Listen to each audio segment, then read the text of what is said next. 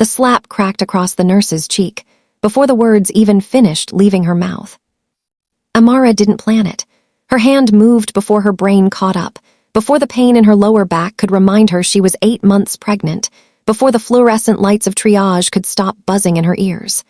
The sound was sharp, ugly, and it froze the entire waiting room for half a second. A baby wailed somewhere by the vending machines. A security guard near the automatic doors shifted his weight. The nurse, Janice, according to the crooked badge clipped to her scrubs, touched her face like she couldn't believe skin could make that sound. Amara's chest was heaving, not from the slap. From the 3 hours she'd been sitting on that plastic chair with her hospital bag digging into her hip, timing contractions on her phone, watching Janice roll her eyes every time Amara asked if a doctor was available. From the way Janice had said "sweetheart," like it was a curse word, when Amara said the pain was different this time, sharper, lower.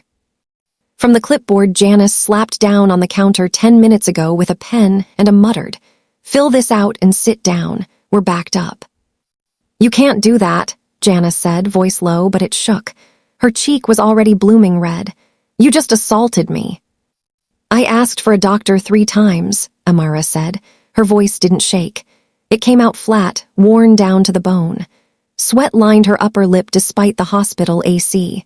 "I told you I'm high risk. I told you Dr. Ellis is my OB. I told you I've been bleeding. You told me to sit down."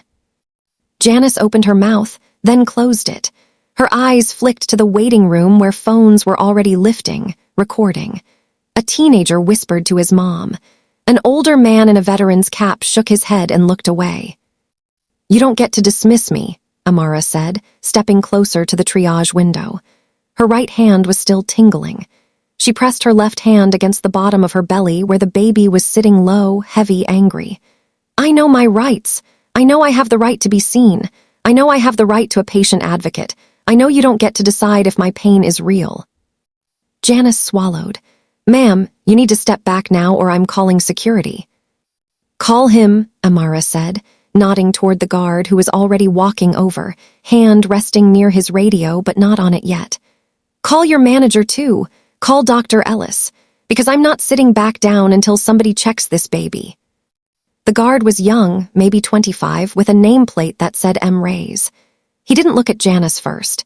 He looked at Amara, at the way she was standing, legs braced, one hand on the counter, one hand on her belly, breathing through her nose like she'd been coached. "Ma'am," Reyes said, careful, "I need you to not touch staff, okay? Can you tell me what's going on?" So Amara told him. She told him while another contraction built and broke across her abdomen, and she had to grip the counter until her knuckles went white. She told him about the spotting that started that morning, about the way the baby hadn't moved as much since lunch, about the file she had on her phone from her last appointment that said placenta previa, monitor closely. She told him while Janice stood there with her arms crossed, jaw tight, saying nothing. Reyes listened. Then he keyed his radio. "I need a charge nurse to triage now, possible L&D escalation." Janice's face twitched. "Michael, she hit me. She needs to be removed." "She's 8 months pregnant and bleeding, Janice," Reyes said, not unkind, just tired. "Let's get her checked first. We can do paperwork after." That was when Amara's knees almost gave out, not from the contraction, from the relief that cracked open in her chest so fast it hurt. She hadn't realized she'd been bracing for a fight until someone didn't give her one.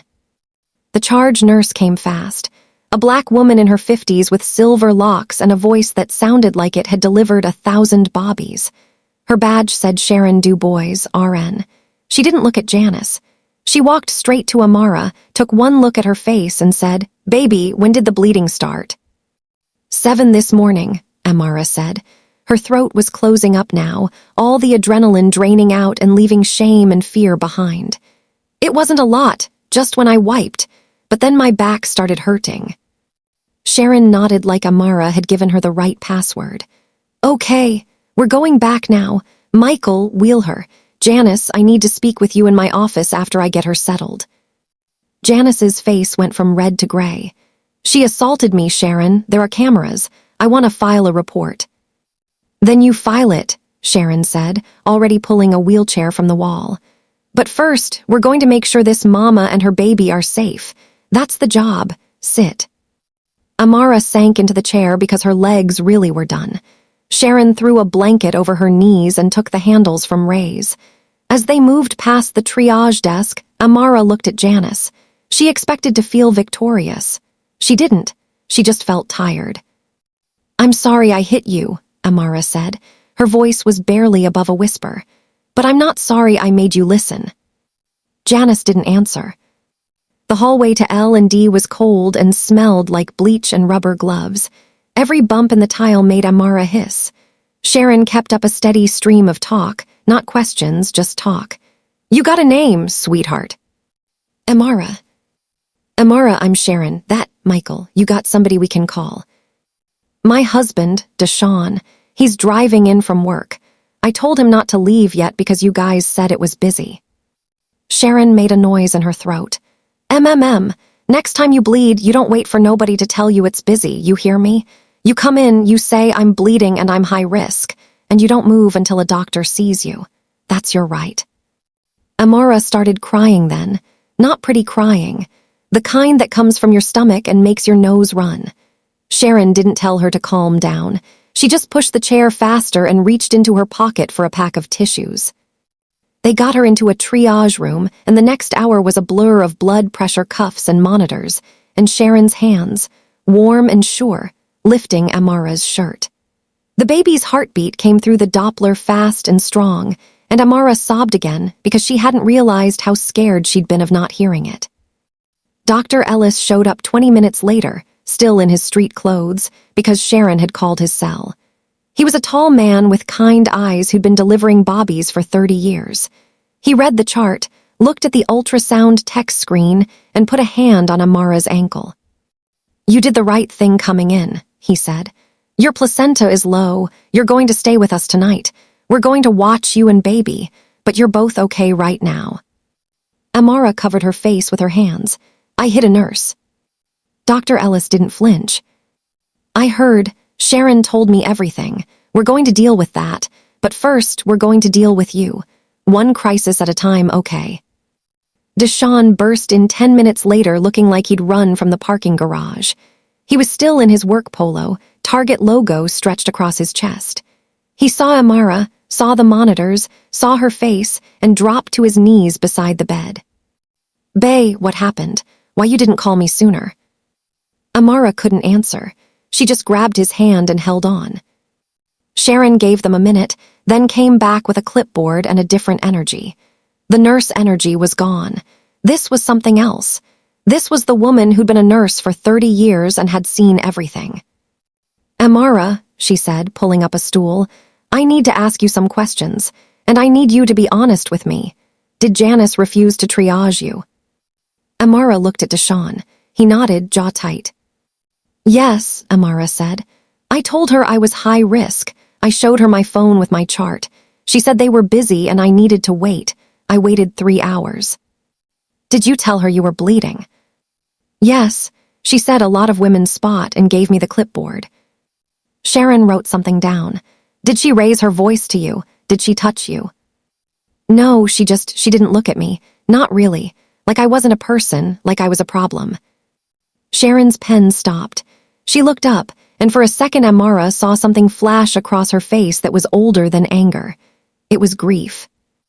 "Okay," Sharon said. "Here, what's going to happen? The hospital has a patient relations office. They're going to want to talk to you, because what happened out there was okay. The slap was okay either. But I've been doing this a long time, and I know what it looks like when a black woman has to get loud to get care. I know what it looks like when pain gets called an attitude." Deshaun's hand tightened on Amara's. "Are you saying my wife is going to get arrested?" "I'm saying I'm going to write my report," Sharon said. "And my report is going to say that a high-risk patient was left in the waiting room for 3 hours while bleeding, and that the triage nurse failed to escalate. Janice can file whatever she wants, but the hospital is going to have to answer for why you weren't seen." Amara closed her eyes. The baby kicked hard like it agreed. The next few hours were a cycle of monitors and paperwork, and a social worker with a kind face who asked Amara if she felt safe at home, if she had support, if she wanted to talk about what happened. Amara answered all of it. She signed the forms. She let them take her vitals again and again. Janice didn't come back. Around midnight, after Amara had been moved to a proper L&D room and the bleeding had stopped, and Deshawn had finally fallen asleep in the chair with his head on the bed, Sharon came back. She didn't have her nurse mask on. She had a cup of tea and a folder. "They're not pressing charges," she said, sitting down. "Janice filed a report with security. Admin reviewed the camera. They saw 3 hours of you waiting. They saw you tell her you were bleeding. They saw her walk away twice while you were doubled over. The hospital's legal team said they don't want that video in a courtroom." Amara didn't know what to feel. Relief, shame, she settled on empty. "Janice is on administrative leave," Sharon continued. "She'll have to do retraining. Maybe she'll come back, maybe she won't. That's not on you." "I shouldn't have hit her," Amara whispered, so she wouldn't wake Deshawn.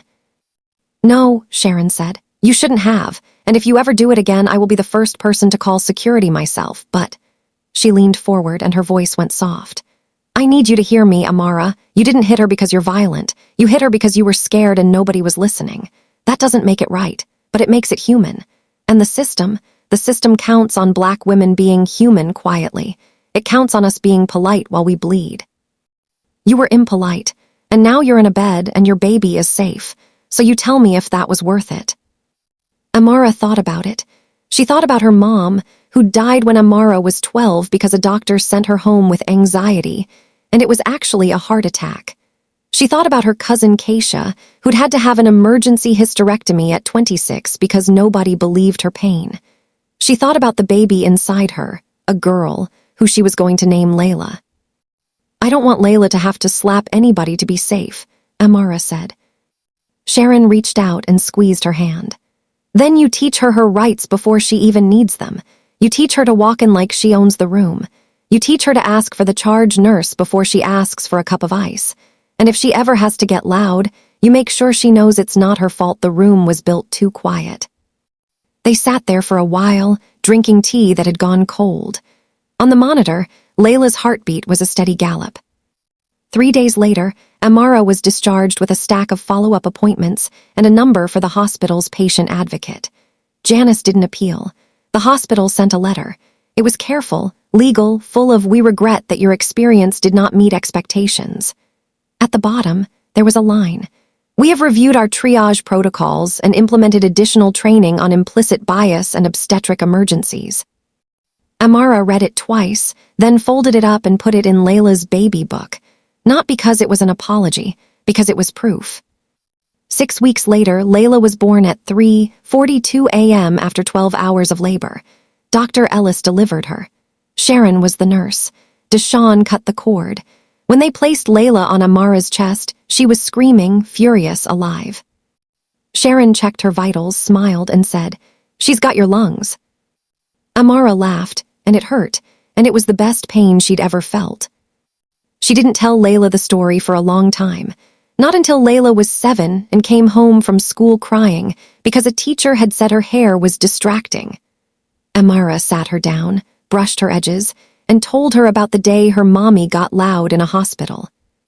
"You don't hit," Amara said, cupping Layla's face.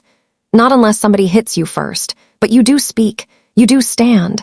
You do say, 'I know my rights,' even if your voice shakes.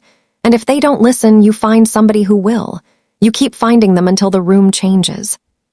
Layla nodded, solemn, 7 years old and already carrying weight. "Did the nurse ever say sorry?" "No," Amara said, "but the hospital did. And more important, I said sorry to myself for waiting so long to yell. 'Don't you wait, okay?'" "Okay, Mommy." That night, Amara wrote it all down, not for revenge, for remembrance, because stories are how we keep the room from getting quiet again. If you've ever had to fight to be seen in a doctor's office, if you've ever been called aggressive for asking for care, if you've ever wondered whether you were overreacting, you were. Your pain is data. Your voice is a vital sign. And if this story hit home for you, do me a favor. Hit that like button, because the algorithm needs to know these stories matter. Subscribe, because we're telling the ones they skip in training. And comment below, have you ever had to slap back with your words to get medical care? Your story might be the reason somebody else doesn't wait 3 hours. We see you, we believe you, and we're not sitting down anymore. End.